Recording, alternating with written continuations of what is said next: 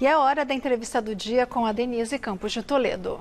E nós vamos falar agora sobre cenário político, as disputas para a presidência da Câmara e do Senado, a agenda do governo. Eu converso com o cientista político Bruno Garchagen, que é autor de best-sellers Direitos Máximos, Deveres Mínimos e Pare de Acreditar no Governo. Bruno, boa noite. Boa noite, obrigado pelo convite. É um prazer estar aqui com você. Bom, Bruno, nós temos visto aí toda uma formação dos partidos, muita negociação em torno das eleições para a presidência da Câmara e do Senado. Desde o ano passado, a gente vê a agenda travada na definição desse cenário, com uma intervenção direta do presidente Bolsonaro, que é uma coisa normalmente não recomendável, mas ele apoia Arthur Lira e quase formando uma oposição, tivemos muitos partidos apoiando Baleia Rossi. Como é que você vê essa circunstância do cenário político brasileiro, tanta importância dada à presidência da Câmara, principalmente? Bom, primeiro, acho que todo mundo tem que entender que política não é uma coisa assim bonita, né? Então, a gente tem um estudo da política que encaixa, organiza tudo. E estudar a política é uma coisa interessante, se você pega principalmente os filósofos mortos e aqueles grandes nomes, mas a política na prática, a política real, a política como ela é e não como deveria ser, é, digamos assim, uma mistura de MMA com o Fausto de Goethe, né? Então você tem a porradaria que acontece muitas vezes atrás das câmeras, então todas as negociações que acontecem nos bastidores, e aí você vê realmente quem tem e quem não tem poder, porque às vezes tem presidentes até da Câmara ou do Senado que aparecem muito, mas que têm menos poder do que eventualmente alguns deputados ou senadores que sabem articular, dominam o regimento interno, como é o caso do Arthur Lira, que era um personagem completamente desconhecido, até o ano passado, quer dizer, só quem morava em Brasília conhecia ali os bastidores do poder, que sabiam, essas pessoas sabiam da importância interna do Arthur Lira.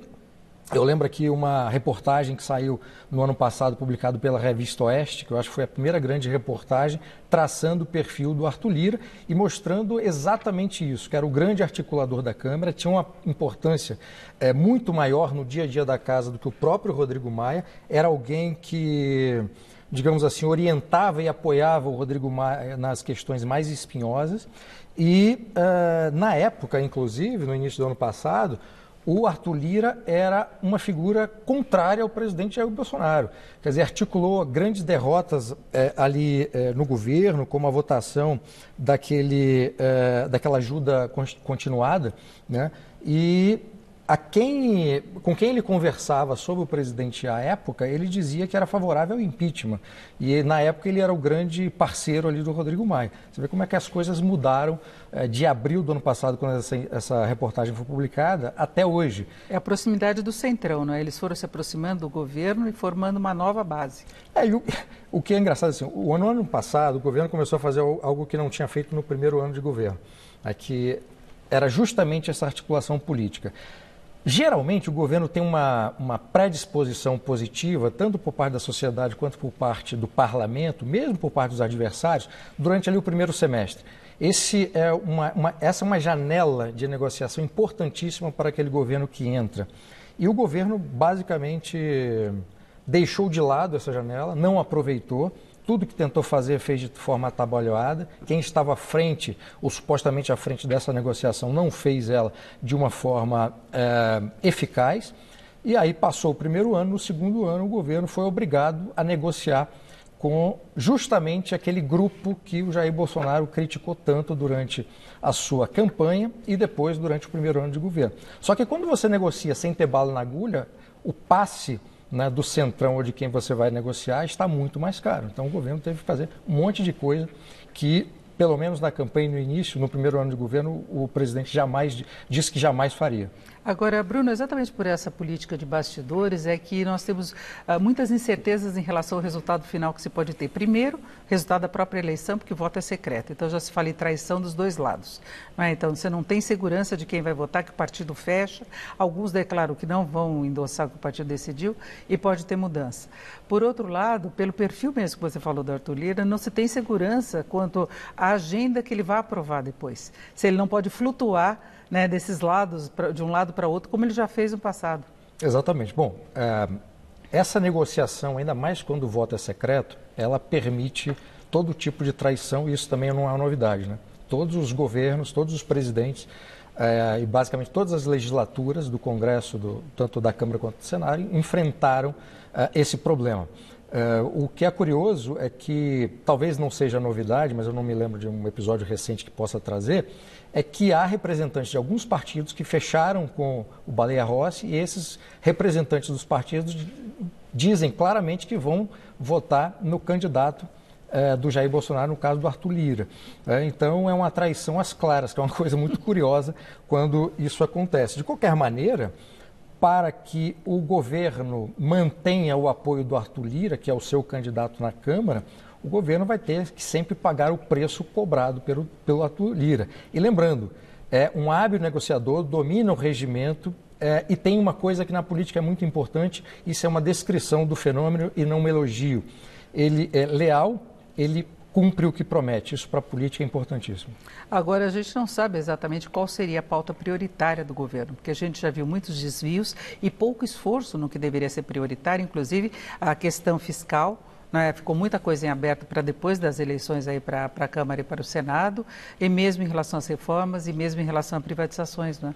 Tem duas reformas importantíssimas, que já eram antes mesmo do governo Jair Bolsonaro entrar, né, dele se eleger, que eram a reforma tributária e a reforma administrativa.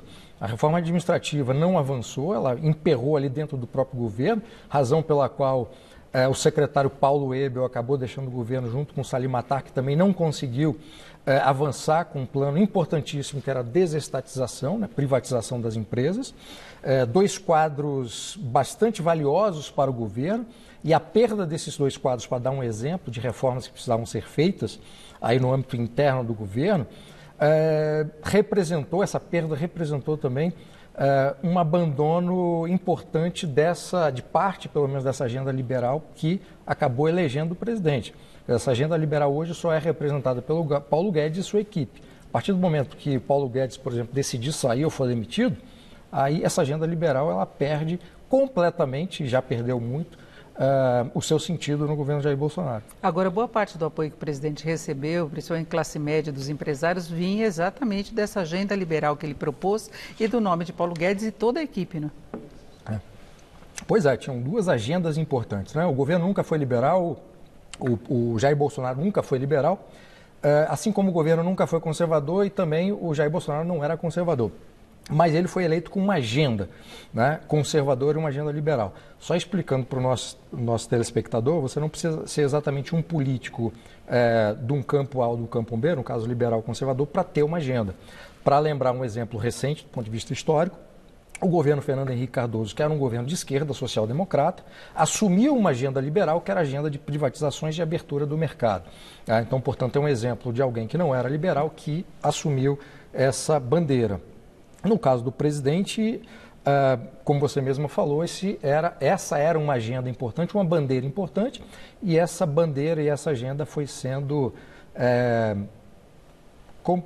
completamente ainda não, mas ela foi sendo esgarçada ao longo desse período do mandato, né? O que é uma pena, porque independentemente de quem está no poder, essa é uma agenda que afetaria positivamente, se fosse avançada, todos os brasileiros, porque a gente tem um Estado muito intervencionista, um Estado muito gastador, um Estado muito incompetente e que arrecada demais. Então você tem uma carga tributária muito alta, que é basicamente drenada e usada para pagar essa estrutura monstruosa que existe. E que perfil você vê para o governo Bolsonaro, para a agenda dele, este ano e ano que vem, que é ano de eleições? Para ser muito sincero, eu não faço ideia, porque o que me parece é que o governo vai, enfim, tentar fazer avançar alguma coisa, mas a preocupação que eu acho que o governo tem neste momento é tentar se manter, né? E se manter significa fazer alianças dentro do Congresso, repito, algo que não foi feito no início do governo, no primeiro ano do governo, algo que é importantíssimo de ser feito para o governo depois não ter que pagar mais caro por esse apoio.